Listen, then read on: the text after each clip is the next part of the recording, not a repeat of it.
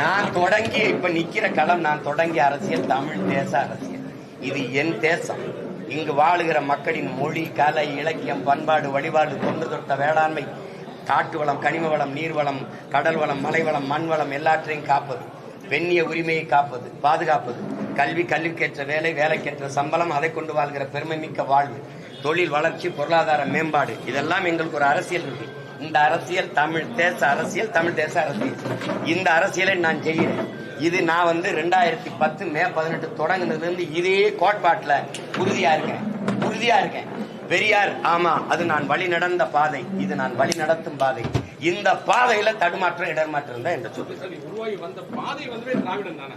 பாண்டிச்சேரியில நீங்க நம்ம லோகையப்பனா இருக்கட்டும், இளங்கோவா இருக்கட்டும், எல்லாருமே உங்களுக்கு நண்பர். அதான் நான் சொல்றேன், நான் ஏற்றுக்கொண்ட கொள்கைக்கு எதிராக என்னை பெற்ற தாய் தந்தையர் இருந்தாலும் எதிரிதான்.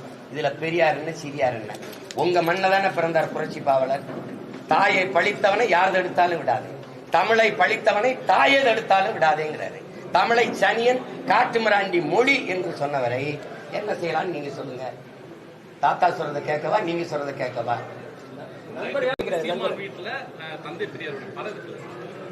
அது இருந்துட்டு போகுது. நான் வந்த விடையாளம்னு தெரியணும்ல என் பிள்ளைக்கு. இந்த பாதையில அப்பா பயணிச்சுக்கிறாரு அப்படின்னு இருக்கணும்ல, அதுக்கு தான் வச்சிருக்கேன். இதுல வந்தேன், சரியில்லை.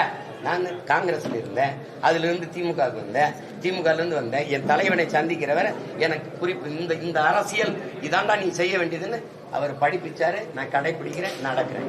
இது ஏற்கிறவங்க என் கையை பிடிச்சு வர்றாங்க. இதுல உங்களுக்கு ஏதாவது பிரச்சனை இருக்கா? இல்லை.